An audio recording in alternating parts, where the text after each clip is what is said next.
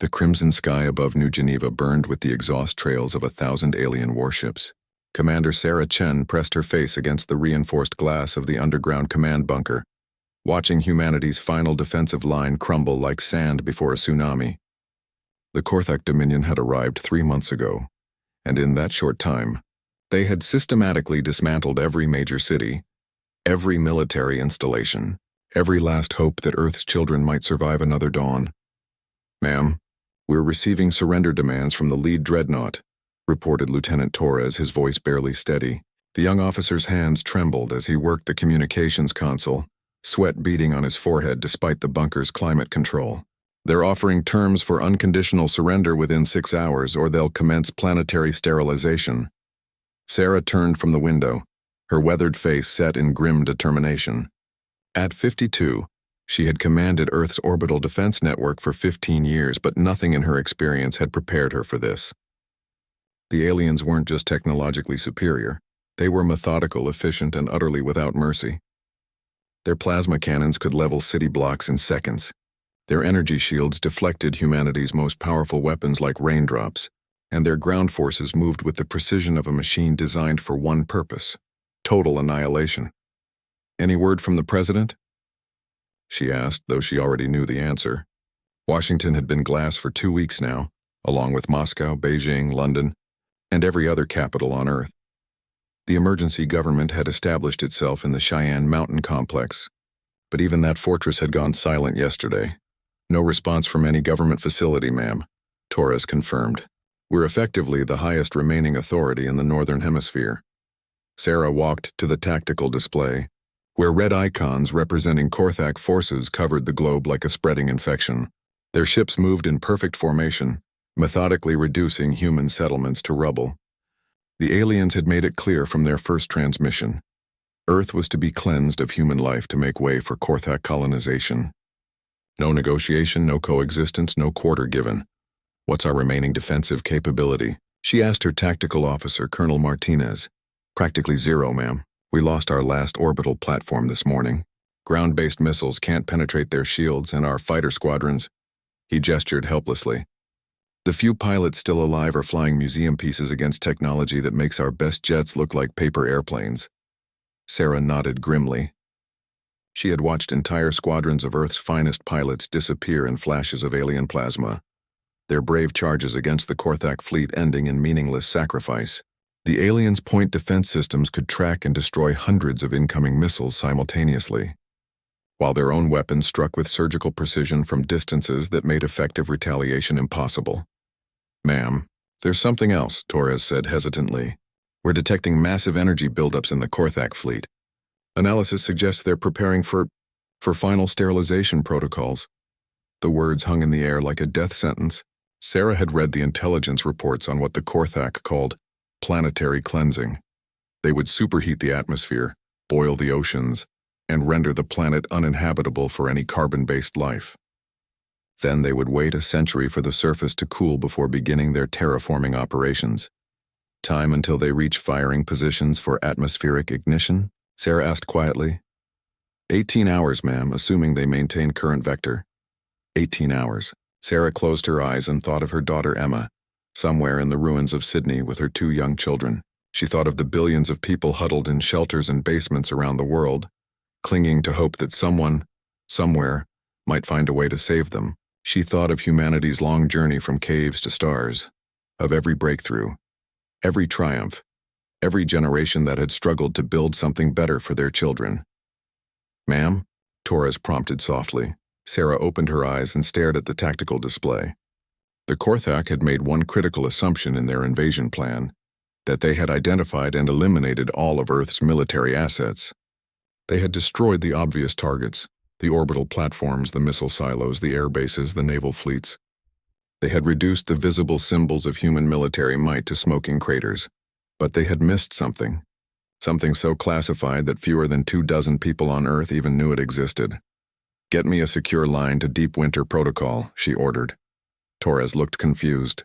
"Ma'am, I don't have that designation in our communications directory." "You wouldn't. Use authentication code Omega 77 Alpha. Route it through the emergency quantum relay." Martinez stepped closer, lowering his voice. Sarah, what's Deep Winter Protocol? She turned to face both officers, her expression deadly serious. 15 years ago, after the first confirmed detection of hostile alien signals from the Proxima system, a small group of military planners began asking themselves a very specific question. What if conventional warfare wasn't enough? What if we faced an enemy so advanced that every traditional military response would fail? She walked to her personal command terminal and began entering a complex series of codes. They created the Ghost Fleet program, 30 ships built in secret asteroid facilities beyond Jupiter, using experimental technology that we officially never developed. Ships designed not to fight fair battles but to strike without warning from the darkness between worlds. The terminal chimed softly as the quantum relay connected. A voice crackled through the speakers, calm, professional, and utterly unexpected after months of despair. Deep Winter Control, this is Admiral Kane. We've been monitoring the situation. Are you ready to authorize Ghost Fleet deployment? Sarah looked one last time at the tactical display, at the red icons marking the position of every Korthak ship, at the countdown timer showing 17 hours and 43 minutes until planetary sterilization. The aliens thought they had won. They thought Earth's military had been completely neutralized. They were about to learn how wrong they were. Admiral Kane, this is Commander Chen with final authorization code Crimson Dawn. The Ghost Fleet is cleared for immediate deployment. Make them pay for every human life they've taken. Copy that, Commander. Ghost Fleet is going active. These bastards wanted a war with humanity. Now they're going to get one. As the transmission ended, Sarah allowed herself the first smile she had worn in months. The Korthak Dominion had made their first and last mistake. They had assumed that humans would fight like civilized beings. Within the rules of conventional warfare, they had never encountered Earth's deadliest soldiers, the ones who fought from the shadows, struck without honor, and showed no mercy to those who threatened their home. Admiral Marcus Kane floated in the command center of the USS Reaper, flagship of humanity's Ghost Fleet, watching his tactical display with the patience of a predator. Around him, the bridge crew worked in absolute silence, their movements precise and economical. These were not ordinary sailors. They were volunteers who had given up their names, their histories, their very existence to become something the enemy would never expect. The Ghost Fleet had been humanity's most closely guarded secret for 15 years. While the public military built conventional warships and orbital platforms, a shadow organization had been constructing something entirely different in the asteroid belt. 30 vessels that officially didn't exist, crewed by soldiers who had been declared dead in training accidents, equipped with technology that pushed the absolute limits of human engineering. Status report, Kane murmured into his throat microphone. All 30 ships report ready, came the whisper from his communications officer. Stealth systems at maximum efficiency. The enemy shows no indication they've detected us. Kane nodded. The Ghost Fleet's greatest weapon wasn't their experimental plasma drives or their prototype shield penetrators. It was their invisibility. Each ship was a masterpiece of stealth technology, its hull composed of metamaterials that bent electromagnetic radiation around them like water around a stone. Their heat signatures were masked by sophisticated thermal management systems, their drive emissions carefully tuned to mimic background cosmic radiation. For 3 months, the Ghost Fleet had watched from the outer system as the Korthak Dominion systematically destroyed everything humanity held dear. They had maintained perfect silence while Earth's cities burned, while millions died, while the alien fleet prepared for final sterilization. It had been the hardest thing Kane had ever done, watching his homeworld suffer while holding his forces back, waiting for the perfect moment to strike. That moment had finally come. Tactical analysis complete. Admiral, reported Commander Voss from the science station. We've identified the Korthak command structure. Their fleet is organized around 7 massive dreadnoughts, each controlling a squadron of support vessels. The dreadnoughts maintain formation integrity through quantum entanglement communications. If we can disrupt their command ships simultaneously, their entire fleet will lose coordination. Kane studied the holographic display showing the enemy formation. The Korthak ships hung in Earth's orbital space like malevolent stars, their weapons charging for the final bombardment. Each dreadnought was the size of a city, bristling with enough firepower to crack a planet's crust. Their escort vessels numbered in the hundreds, a screen of destroyers and cruisers that could individually overwhelm any conventional Earth warship. Distance to primary targets? 400,000 kilometers and closing. We'll reach optimal firing position in 27 minutes. Kane activated his fleet-wide communication system on 30 hidden ships scattered throughout the outer system. His words would reach the ears of humanity's most dedicated warriors. These men and women had sacrificed everything for this moment, their identities, their families, their chance at normal lives. They had trained in absolute secrecy, preparing for a war that might never come. Ghost Fleet. This is Admiral Kane. In 26 minutes, we will engage the enemy that has murdered our families, destroyed our cities, and threatened our species with extinction. You all know the odds. You all know this is likely a one-way mission. But remember what we fight for. Not just our own lives, but the future of every human child who might otherwise never draw breath. He paused, looking out through the Reaper's viewport at the distant blue marble of Earth, wounded but still beautiful against the star-filled void. The enemy believes they have already won. They think Earth's military has been completely neutralized.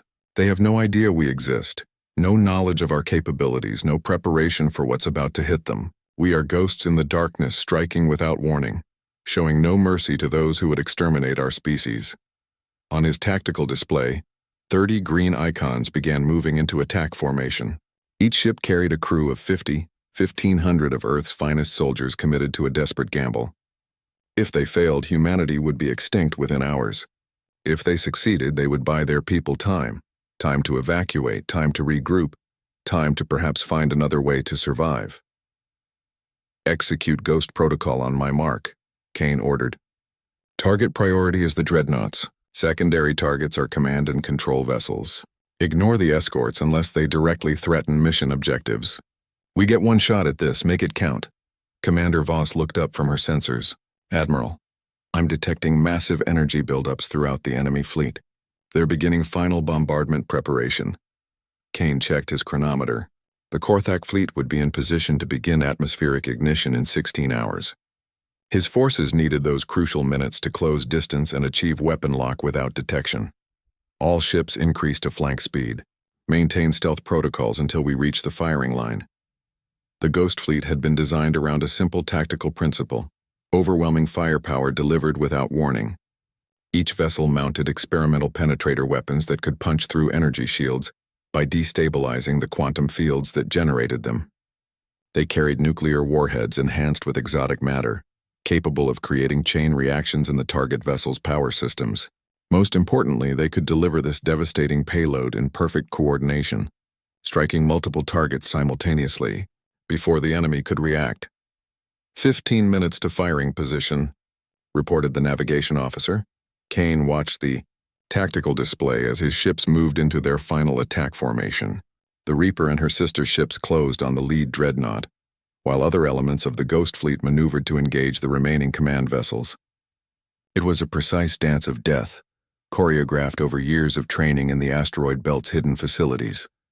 Admiral, we're detecting something unusual, Commander Voss said, her voice tight with concern. The Korthak fleet is beginning to disperse. Some ships are moving to higher orbital positions. Kane felt ice in his veins. If the enemy had somehow detected the Ghost Fleet's approach, the entire mission would collapse into a slaughter. His ships were built for surprise attacks, not prolonged engagements against a prepared enemy. Are we compromised? Negative, sir. Stealth systems show no penetration, but their movement patterns suggest they're positioning for atmospheric bombardment from multiple vectors. They're not reacting to us, they're accelerating their timeline. Kane realized with cold clarity that the Korthak had grown, impatient with their systematic destruction of Earth instead of the planned 18-hour countdown. They were preparing to begin planetary sterilization immediately. His fleet had minutes, not hours, to prevent the extinction of his species. All ships, emergency acceleration, were out of time. The Ghost Fleet surged forward through the darkness, their stealth systems straining to mask the increased energy output. Ahead of them, the Korthak dreadnoughts began rotating their massive weapon arrays toward Earth, preparing to unleash hell upon the blue world below. Kane gripped his command chair as the Reaper shuddered under maximum acceleration. Around him, his crew worked with desperate efficiency, preparing weapon systems that had never been tested in actual combat. They were about to pit human ingenuity against alien technology in a battle that would determine whether Earth's children Would see another sunrise. Minutes to firing range, the navigation officer announced. Kane opened the fleet communication channel one final time. Ghost Fleet, prepare for immediate engagement on arrival at the firing line. The enemy is beginning bombardment preparation. We will not get a second chance. Make humanity proud. As Earth turned slowly below them, its wounded surface still defiant against the alien threat. 30 ships full of humanity's deadliest soldiers prepared to emerge from the shadows and remind the galaxy that humans had never learned how to surrender. The first sign of the Ghost Fleet's presence was the complete disappearance of the Korthak flagship, KDS Eternal Dominance. One moment the massive dreadnought hung in space like a metal moon, its weapons charging for Earth's destruction. The next moment it simply ceased to exist, replaced by an expanding sphere of superheated plasma and debris. Admiral Kane watched the tactical display with grim satisfaction as 30 human ships materialized from the darkness like demons emerging from hell. The Reaper's penetrator weapons had found their mark perfectly, punching through the dreadnought's shields and detonating its entire ammunition storage in a chain reaction that lit up the night sky over Earth. Target destroyed, reported Commander Voss, her voice steady despite the magnitude of what they had just accomplished. Enemy flagship eliminated with all hands. Across the battlefield, the other elements of the Ghost Fleet were executing their coordinated strike with deadly precision. The USS Phantom appeared directly beneath the second dreadnought, its experimental weapons tearing through the alien vessel's ventral armor before vanishing back into stealth mode. The USS Wraith emerged from behind Earth's moon, catching a third command ship in a devastating crossfire that split the massive vessel in half. For 30 seconds, the Ghost Fleet had achieved perfect tactical surprise. 30 seconds of unrestricted devastation against an enemy that had never imagined such weapons existed. In that brief window, they reduced the Korthak, Dominion's command structure, to burning wreckage and shattered the alien fleet's coordination. Then the enemy began to fight back. Multiple contacts acquiring target lock, warned the sensor officer as Korthak destroyers threw out. The system began firing wildly into the darkness. They're using pattern bombardment to flush us out. Kane nodded grimly. The Ghost Fleet's stealth technology was impressive, but it had limits. Energy emissions from weapons fire, the heat bloom from damaged systems, and simple statistical analysis of the attack pattern would eventually reveal his ship's positions. The element of surprise had been spent. Now came the real test of whether human technology could match alien firepower in open combat. All ships, execute Hydra protocol, he ordered. Maintain mobility, strike fast, disappear faster. Don't give them a chance to lock onto us. The Ghost Fleet scattered across the battlefield like a pack of wolves, no longer fighting as a coordinated unit, but as individual hunters stalking their prey.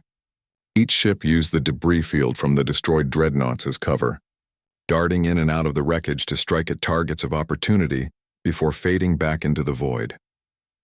The USS Banshee decloaked long enough to destroy a Korthak cruiser's weapon systems, then vanished as return fire scorched the space where it had been. The USS Spectre emerged from behind a piece of dreadnought wreckage to deliver a killing blow to a damaged destroyer, its exotic matter warheads creating a brief sun in the darkness. But the Korthak Dominion had not conquered half the galaxy through weakness. Even with their command structure shattered, their individual ship commanders began adapting to the new tactical situation with frightening speed. They formed defensive clusters, overlapping their shields and point defense systems to create killing fields that even cloaked ships couldn't penetrate safely. "Admiral, we're taking casualties," Commander Voss reported, her voice tight. The USS Nightmare took a direct hit from concentrated plasma fire. The USS Shadow is reporting critical damage to its stealth systems. Kane watched 2 green icons disappear from his tactical display, representing 100 human lives given in defense of their homeworld. The Ghost Fleet had been designed for hit-and-run tactics against unprepared enemies, not prolonged engagements against a sophisticated foe. Every minute they remained in combat increased their losses exponentially. Status of primary objectives: 4 of 7 dreadnoughts destroyed, 2 severely damaged.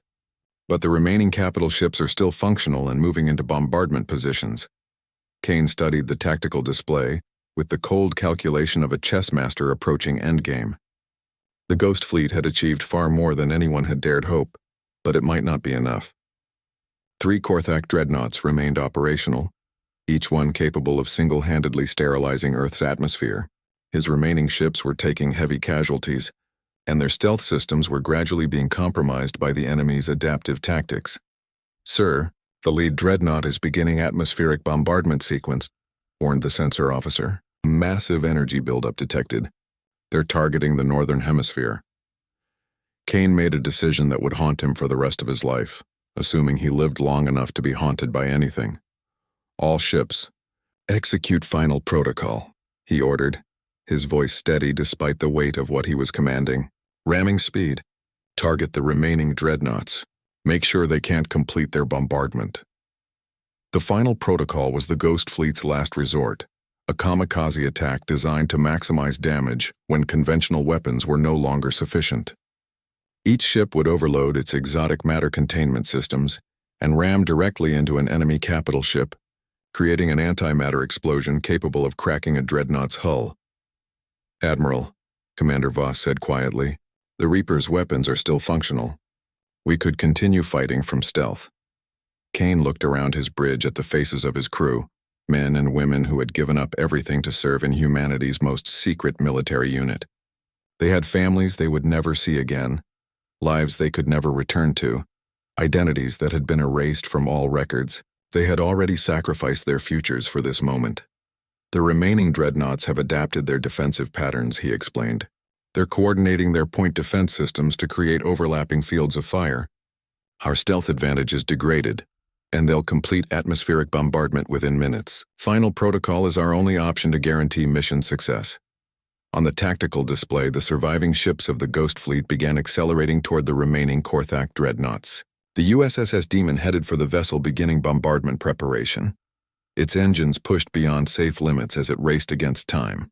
The USS Reaper and 6 other ships formed up to attack the second operational dreadnought, while the remainder of the fleet targeted the third. "All ships reporting ready for final protocol execution," Commander Voss announced.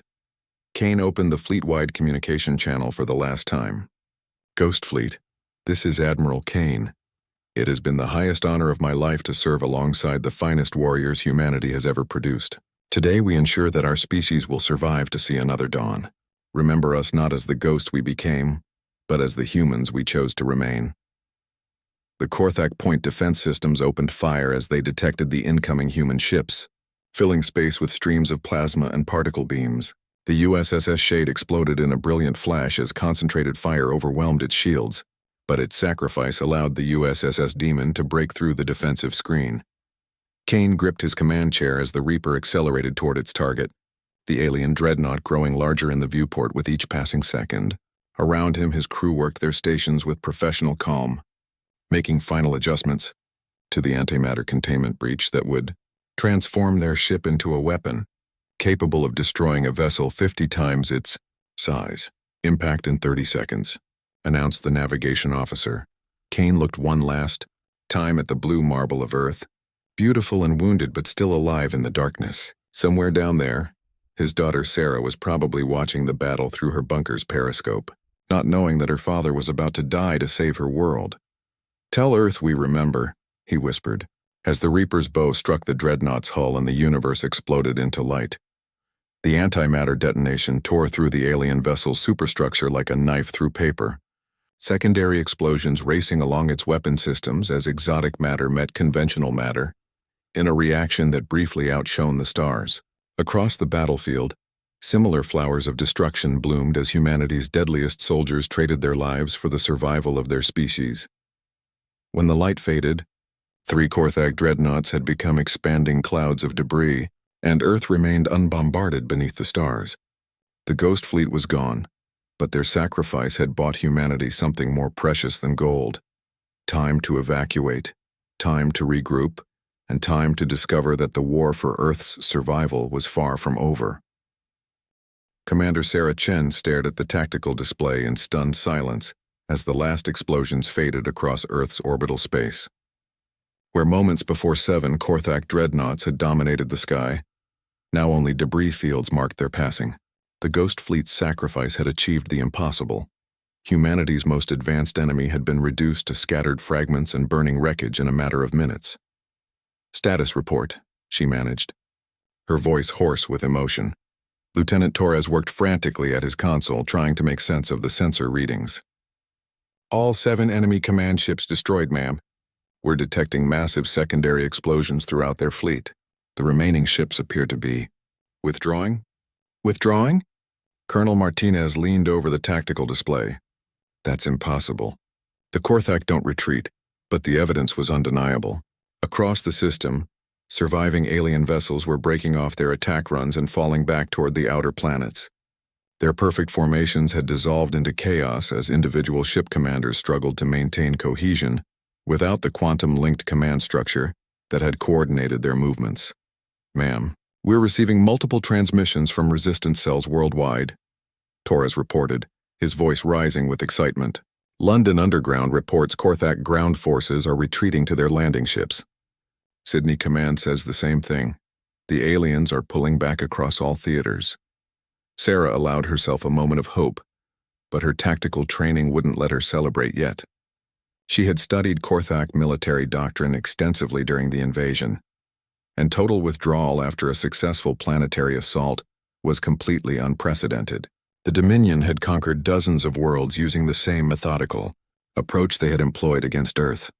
Overwhelming force followed by systematic extermination of indigenous life. What's our communication status with the outer colonies? She asked. We're getting scattered reports, ma'am. The Mars colonies are still holding, but they're reporting that Korthak forces there are also pulling back. Europa Station went dark 3 days ago, but we're picking up automated distress signals suggesting the station is still intact.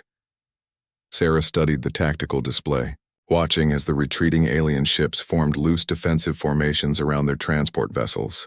Something about their behavior seemed wrong, not the confident withdrawal of a victorious force regrouping for another assault, but the hasty evacuation of troops who had suddenly found themselves in an untenable position.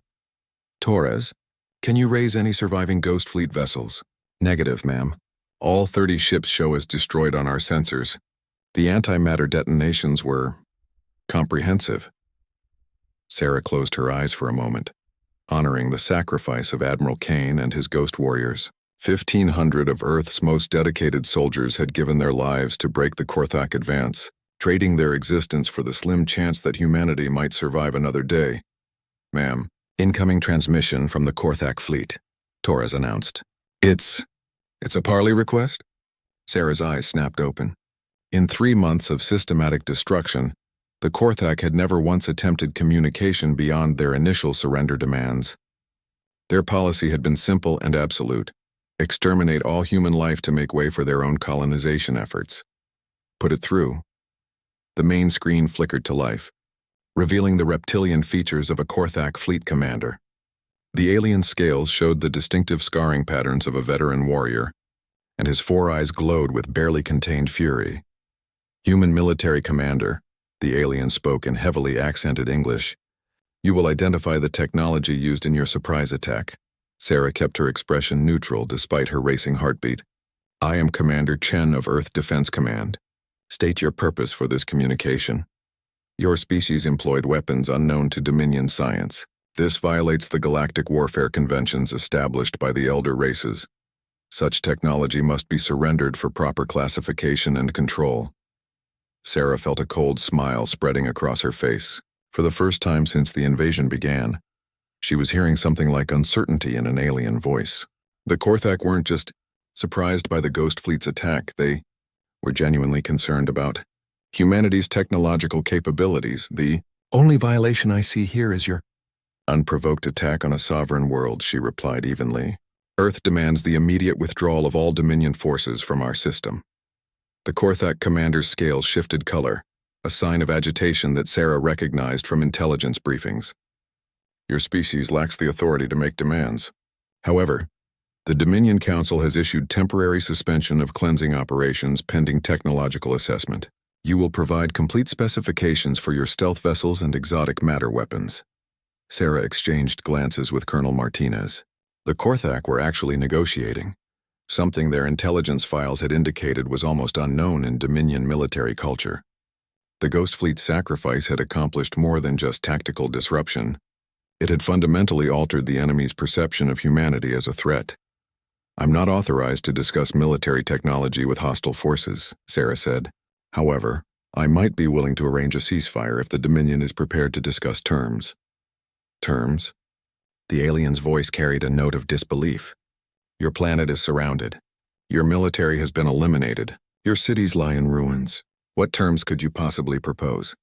Sarah looked at the tactical display, where Korthak ships continued their withdrawal to safer orbital positions.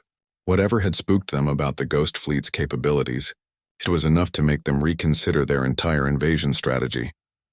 "Complete withdrawal from the Sol system within 72 hours, she said calmly. "Reparations for civilian casualties and infrastructure damage, and a formal treaty establishing Earth as neutral territory in any future conflicts." The Korthak commander stared at her for a long moment, his 4 eyes unblinking. "You speak as though you possess leverage in this situation. We destroyed your entire command structure in 5 minutes using technology you've never encountered," Sarah replied. "How confident are you that we don't have more surprises waiting?" It was a bluff built on the graves of heroes, but it was the only card she had left to play. The Ghost Fleet was gone, their secret installations in the asteroid belt destroyed to prevent capture, and Earth's conventional military remained hopelessly outmatched. But the Korthak didn't know that. For all they knew, humanity possessed an entire arsenal of exotic weapons waiting in hidden bases throughout the system. "The Dominion Council will consider your proposal," the alien said finally. "Operations will remain suspended for 48 standard hours while our analysis continues. Attempt any further attacks during this period and your world will be reduced to molten slag." The transmission cut off, leaving Sarah staring at the blank screen. Around her, the command staff waited in tense silence for her assessment of humanity's first successful negotiation with their would-be exterminators. "Ma'am," Torres said carefully, "do we actually have any more surprise weapons?" Sarah looked around the bunker at the faces of her remaining staff, young officers who had watched their world burn and their species face extinction, yet still stood ready to defend what remained of human civilization. They deserved an honest answer. "No," she said simply. "The Ghost Fleet was our only ace, and Admiral Kane played it perfectly. But the Korthak don't know that. And as long as they're uncertain about our capabilities, we have a chance to keep them talking instead of shooting." Colonel Martinez frowned. "What happens when they figure out we're bluffing?" Sarah turned back to the tactical display, where the red icons marking alien ships continued their cautious withdrawal. Somewhere out there, Korthak analysts were studying the wreckage of their dreadnoughts, trying to understand how a supposedly primitive species had developed weapons capable of penetrating their most advanced defenses. "Then we'd better make sure these 48 hours count," she said. "Get me a secure line to every resistance cell on the planet. If we're going to convince the galaxy that humanity is too dangerous to extinct, we need to start acting like we have more tricks up our sleeve than just raw courage and the willingness to die for our home." As her staff rushed to execute her orders, Sarah allowed herself one moment to look up through the bunker's periscope at the stars above Earth. Somewhere among those distant lights, Admiral Kane and his ghost warriors had earned humanity a reprieve through their sacrifice.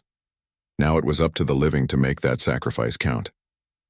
High Admiral Vextar of the Korthak Dominion stood before the ruling council in the shadow of Dominion Prime's towering spires, his scarred scales reflecting the crimson light of the chamber. Around him, 12 of the galaxy's most powerful beings sat in judgment, their ancient forms concealed within ceremonial robes that had witnessed the conquest of 1,000 worlds.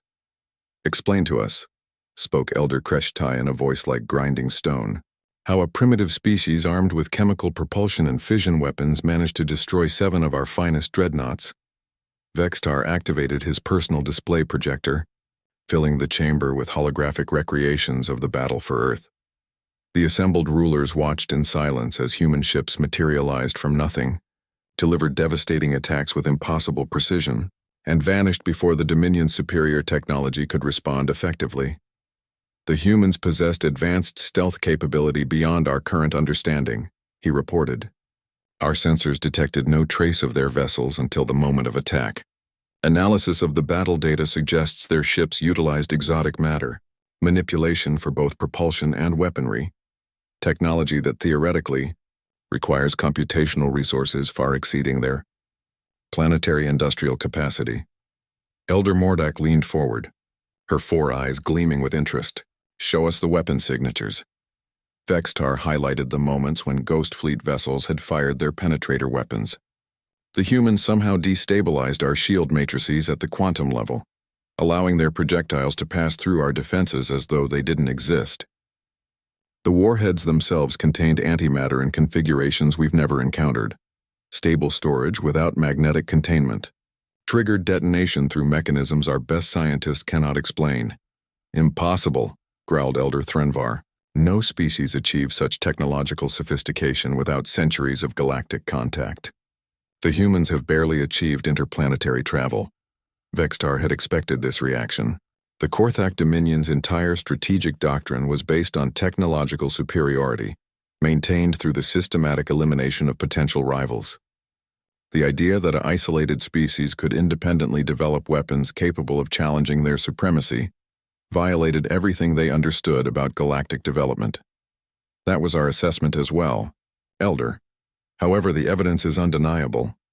He displayed detailed sensor recordings of antimatter explosions that had vaporized vessels each weighing millions of tons. 7 dreadnoughts eliminated in under 6 minutes.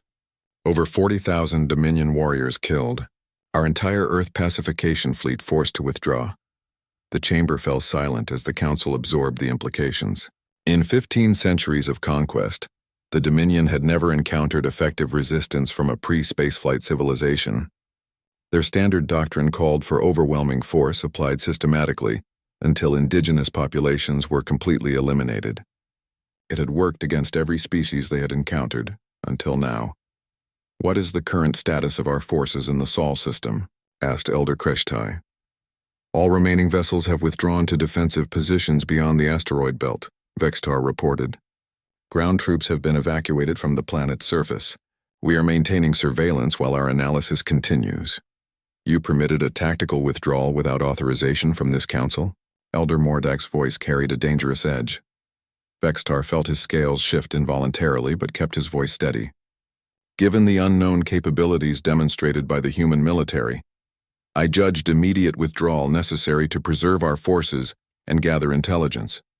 The humans' negotiation requests are consistent with species attempting to establish dominance through demonstration of superior technology." He paused, letting that assessment sink in. The Dominion understood strength. It was the foundation of their entire civilization.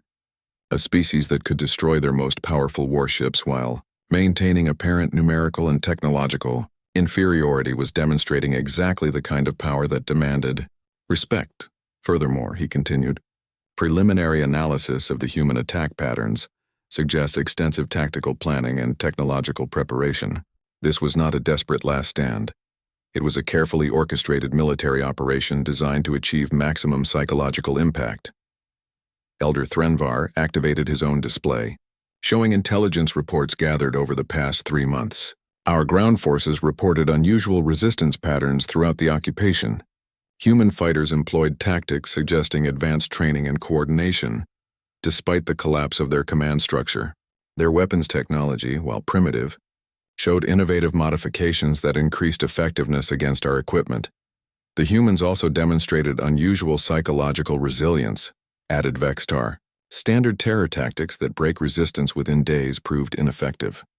Their military personnel continued fighting even after their command structures were eliminated, and civilian populations maintained organized resistance despite overwhelming casualties. Elder Kreshtai studied the battle, recordings with the calculating gaze of a predator, evaluating potentially dangerous prey. "What do your analysts conclude about their technological base?" "2 possibilities, Elder. Either the humans possess hidden industrial facilities capable of producing exotic matter weapons in quantity, or they have received technological assistance from an unknown advanced civilization. Both scenarios present significant strategic concerns." The chamber erupted in low conversations as council members discussed the implications in their native language. Vextar waited patiently, knowing that his report would reshape Dominion policy for the first time in centuries. The humans had achieved something no other species had managed. They had forced the galaxy's most powerful military to reconsider its tactics. "What are your recommendations for proceeding?" Elder Mordak asked finally. Vextar had prepared for this question. I propose a three-phase approach. First, we establish formal communication with human leadership to assess their technological capabilities and strategic intentions. Second, we deploy long-range reconnaissance to identify any hidden facilities or ally species that might be supporting them. Third, we prepare contingency plans for either diplomatic engagement or enhanced military action based on our findings. You would negotiate with primitives? Elder Threnvar's voice dripped contempt. I would gather intelligence before committing additional resources to what may prove a more complex situation than initially assessed. Vextar replied calmly. The humans destroyed 7 dreadnoughts. Elder. Whether through their own technology or with external assistance, they have demonstrated capability that exceeds our standard threat assessments. Elder Kreshetai raised a clawed hand for silence. The Council will consider your recommendations. In the meantime, maintain current force positions and continue monitoring human communications. Any indication of additional military preparations is to be reported immediately. There is one more thing, Elder, Vextar said carefully. The humans have requested formal recognition as a neutral power and reparations for civilian casualties. They are conducting themselves as equals rather than conquered subjects. Preposterous, Elder Threnvar snarled. No pre-spaceflight species possesses legitimate claim to galactic standing. Perhaps, agreed Vextar, but they have demonstrated the ability to inflict significant losses on our forces. In Dominion doctrine, that earns them the right to be heard. The chamber fell quiet as the Council pondered this unprecedented situation. For 1,500 years, the Korthak Dominion had expanded through the simple application of overwhelming force. Species that resisted were eliminated. Those that surrendered were enslaved, and their territories were absorbed into the ever-growing empire. Now, for the first time, they faced a species that had drawn blood while offering to negotiate. The humans weren't begging for mercy or offering submission. They were proposing terms as though they possessed the military strength to enforce their demands. The humans will be granted 48 standard hours to present their full technological capabilities and strategic proposals, Elder Kreshetai announced finally. If they can demonstrate legitimate power to back their demands, the Council will consider formal negotiations. If not, he didn't need to finish the threat. Everyone in the chamber understood what would happen to Earth if the humans failed to convince the galaxy's most powerful civilization that they deserved to survive. Vextar bowed formally and departed, leaving the Council to debate humanity's fate. As he walked through the corridors of power on Dominion Prime, he found himself hoping the humans truly did possess the hidden strength they claimed. Because if they were bluffing, their entire species would be extinct within the week. Commander Sarah Chen stood in the rebuilt communications chamber of the Geneva Command Bunker. Surrounded by the greatest minds humanity had managed to keep alive during 3 months of systematic destruction. Dr. Elena Vasquez, the architect of the Ghost Fleet's exotic matter weapons, worked frantically at a jury-rigged computer terminal. Beside her, Admiral Rebecca Hayes coordinated with resistance cells across the globe, while Professor James Liu analyzed captured Korthak technology with the desperate intensity of a man racing against extinction. Status report, Sarah ordered, checking the countdown timer that showed 18 hours until the Korthak deadline. The deception package is almost ready, Dr. Vasquez reported without looking up from her screens.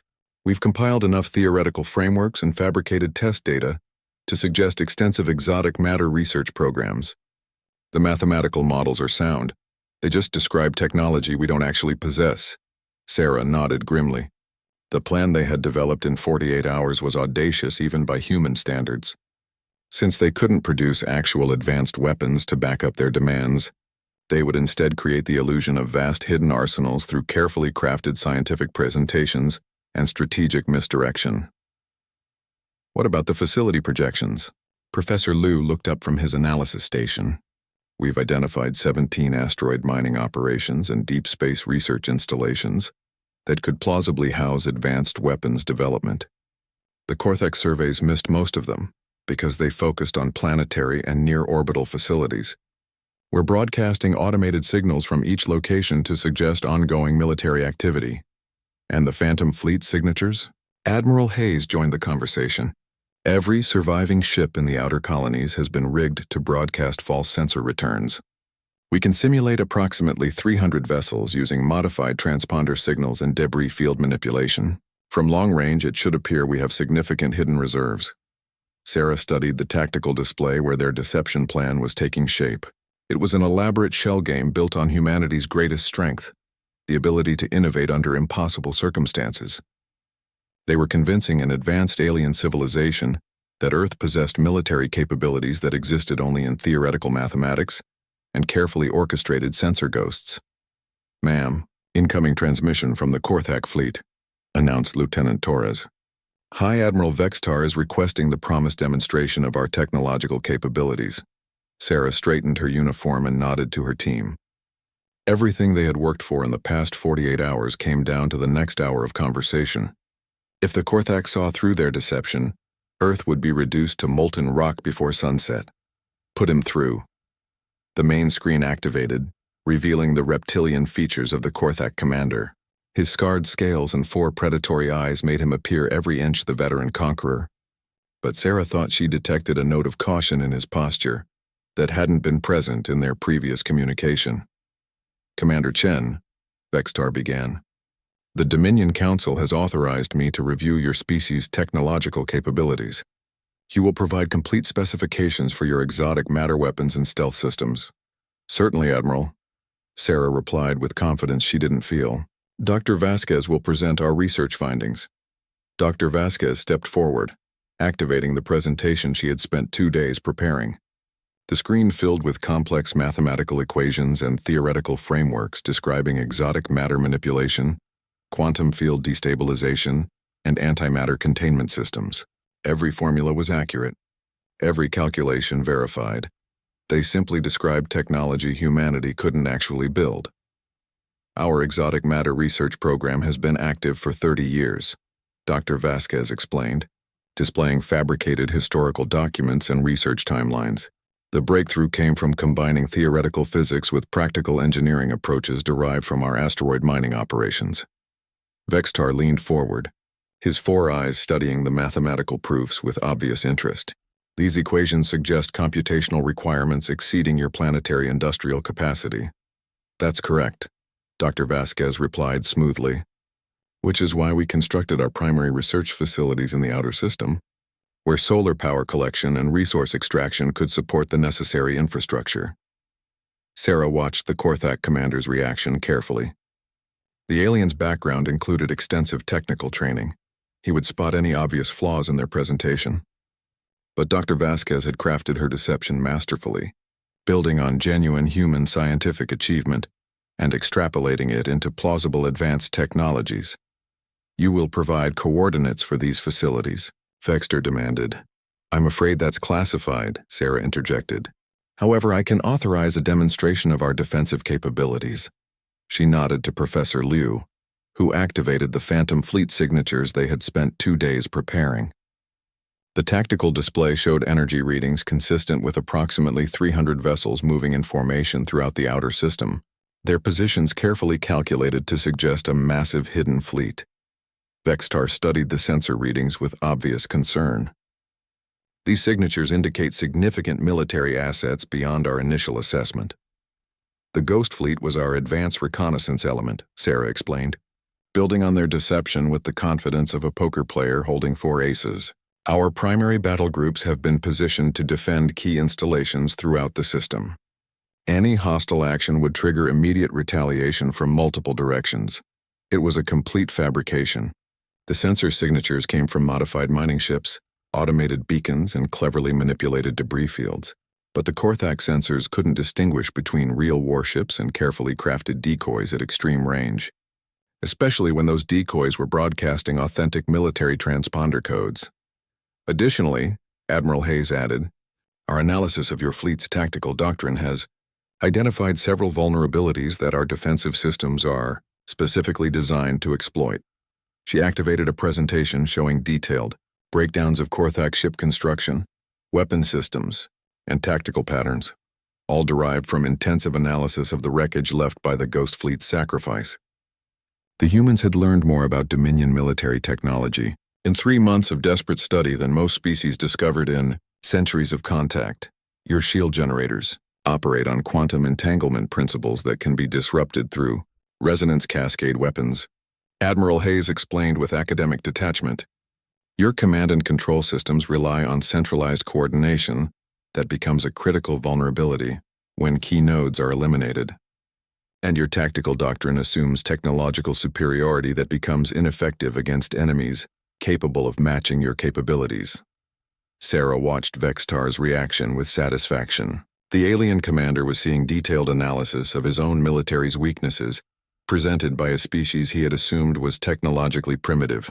Whether the humans actually possessed the weapons to exploit those vulnerabilities was irrelevant. The knowledge itself demonstrated sophisticated military intelligence capabilities.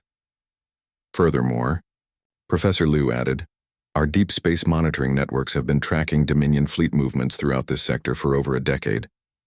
We know the location and composition of your reserve forces, your supply lines, and your reinforcement schedules. More fabrication built on lucky intelligence gathering and educated guesswork, but Vexatar had no way to verify the accuracy of their claims. Without revealing sensitive military information himself, you speak as though you have been preparing for war. With the Dominion specifically, the alien commander observed, we've been preparing for war with someone. Sarah replied truthfully. Humanity learned long ago that the galaxy contains predators. Our entire defensive strategy has been built around the assumption that we would eventually face enemies with superior technology and overwhelming force. She gestured to the tactical display showing their fabricated fleet positions. The Ghost Fleet's sacrifice bought us time to fully activate our defensive networks. Any further attacks on Earth or human colonies will trigger immediate retaliation against Dominion assets throughout this sector. Vextar stared at the display for a long moment, processing the implications of what he was seeing. The humans weren't just claiming to possess advanced weapons, they were presenting evidence of a comprehensive military strategy designed specifically to counter Dominion tactics. The Council will require verification of your claims, he said finally. Then, I suggest they be very careful about how they conduct that verification, Sarah replied with steel in her voice. Our defensive systems are designed to interpret any aggressive action as the beginning of total warfare. Attack our hidden facilities and you'll discover exactly how much firepower we've been holding in reserve. The transmission ended, leaving Sarah and her team staring at the blank screen. Around them, the command bunker fell silent except for the steady hum of computers and the distant rumble of reconstruction equipment. Sarah looked at the tactical display, where their Phantom Fleet Conti. The Treaty of Sol was signed exactly 72 hours after the Ghost Fleet's final sacrifice, in a ceremony that would reshape galactic politics for generations to come. Commander Sarah Chen stood in the restored Geneva Convention Center, watching as High Admiral Vextar of the Korthak. Dominion affixed his seal to humanity's first interstellar diplomatic agreement. The terms were beyond anything she had dared hope for during those desperate hours in the command bunker. Complete withdrawal of all Dominion forces from the Sol system, recognition of Earth as a sovereign power with rights to expansion throughout local space. Most importantly, formal acknowledgement that humanity possessed the technological and military capability to defend those rights against any aggressor. The Dominion Council accepts these terms, Vextar announced in his careful English, his scarred scales reflecting the morning sunlight streaming through the rebuilt windows. Earth is hereby recognized as neutral territory under Galactic Convention 7. The Sol system and all human colonies are placed under protection of interstellar law. Sarah signed her own name to the treaty, knowing she was putting humanity's signature on a document built entirely on the most audacious bluff in military history. The Korthak still believed Earth possessed vast hidden arsenals and secret weapon technologies. They had no idea that the Ghost Fleet had been humanity's only ace, played perfectly by Admiral Kane in a desperate gambit that had changed everything. There is one final matter, Vextar said as the ceremonial formalities concluded. The Dominion Council wishes to extend an invitation for human representatives to address the Galactic Senate. Your species' technological innovations and military capabilities have attracted significant attention among the elder races. Sarah managed to keep her expression neutral despite the shock of what she was hearing. The Galactic Senate was the governing body for advanced civilizations throughout this sector of space. Membership was typically reserved for species with centuries of spaceflight experience and proven technological sophistication, We would be honored to address the Senate, she replied carefully. However, Earth's current priority is reconstruction and recovery from the recent conflict. Of course, Vextar agreed. The invitation stands whenever your species feels prepared for broader galactic engagement. As the Korthak delegation departed, Sarah found herself standing alone in the convention center, staring at the signed treaty that guaranteed her species' survival. Outside the windows, she could see the reconstruction efforts continuing across Geneva, human engineering teams working alongside voluntary Korthak technical advisors to rebuild what the invasion had destroyed. The irony was not lost on her. The same aliens who had spent 3 months systematically destroying human civilization were now offering technical assistance and diplomatic recognition, all because they believed humanity possessed weapons that existed only in carefully crafted mathematics and phantom sensor signatures. Ma'am, Lieutenant Torres approached cautiously. Dr. Vasquez is requesting a priority meeting. She says it's about the long-term sustainability of our diplomatic position. Sarah nodded and followed Torres to the secure briefing room where her scientific team had gathered. Dr. Vasquez looked exhausted but grimly determined as she activated a holographic display showing projected timelines and resource requirements. Commander, we need to discuss the elephant in the room, Vasquez began without preamble. Our deception won't hold indefinitely. Sooner or later, the Korthak are going to conduct detailed analysis of our supposed hidden facilities. When they do, they'll discover that our phantom fleet consists of mining ships and debris fields. Sarah had been dreading this conversation. How long do we have? Conservative estimate? 6 months before their deep space reconnaissance identifies the truth about our capabilities. 12 months maximum before they realize we've been bluffing this entire time. Professor Liu activated another display showing Earth's current technological capabilities. The good news is that we've learned an enormous amount from analyzing captured Korthak equipment. Their technology isn't magic, it's simply advanced engineering based on principles we can understand and eventually duplicate. Eventually being the key phrase, Admiral Hayes added grimly. We're looking at decades of research and development to create actual exotic matter weapons, centuries to match their full technological base. Sarah studied the projections with growing understanding. Humanity had bought itself time through the Ghost Fleet sacrifice and the most elaborate military deception in history. But that time was limited. They needed to convert their phantom capabilities into real ones before the Korthak discovered the truth. What do we need to make this work? She asked. Resources, facilities, and most importantly, access to advanced materials we can't currently produce. Dr. Vasquez replied. The asteroid belt contains everything we need, but we'll require massive infrastructure development to exploit it effectively. The Korthak Technical Assistance Program could help, Professor Liu suggested. They're offering to share certain technologies as part of the peace agreement. If we're clever about what we request, we might be able to accelerate our development timeline significantly. Sarah felt a slow smile spreading across her face as she began to understand the true scope of what they had accomplished. The Ghost Fleet's sacrifice had done more than save Earth from immediate destruction. It had forced the galaxy's most advanced military to treat humanity as equals, opening doors to technological and diplomatic opportunities that would have taken centuries to achieve through conventional development. We're going to play this perfectly, she announced. We accept their technical assistance, expand our asteroid mining operations, and use the next year to build the capabilities we've been pretending to have all along. By the time they discover our original deception, it won't matter because we'll have made it real. Admiral Hayes leaned back in her chair with obvious admiration. You're proposing to bluff our way to actual superpower status. I'm proposing to honor the sacrifice of Admiral Kane and his ghost warriors by making sure their gamble leads to humanity's long-term survival, Sarah corrected. They bought us the chance to become the species the galaxy thinks we already are. We're not going to waste that opportunity. Over the following months, Earth's reconstruction efforts transformed from simple rebuilding into the foundation for humanity's emergence as a galactic power. Korthak technical advisors found themselves working alongside human engineers who displayed an almost frightening capacity for rapid learning and innovative adaptation. The asteroid belt filled with new mining operations and research facilities, this time equipped with actual advanced technology rather than phantom signatures. The breakthrough came 8 months after the treaty signing, when Dr. Vasquez successfully created humanity's first functional exotic matter containment system. The technology was crude compared to what the Ghost Fleet had supposedly possessed, but it worked. More importantly, it proved that human science could master the principles that had made their original deception possible.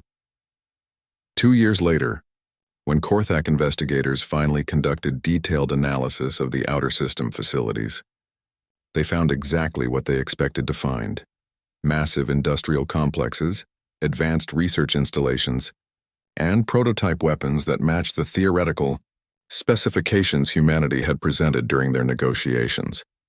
The investigators never suspected that everything they discovered had been built after the treaty was signed, using knowledge gained through the very technical assistance programs the Dominion had offered as part of the peace agreement.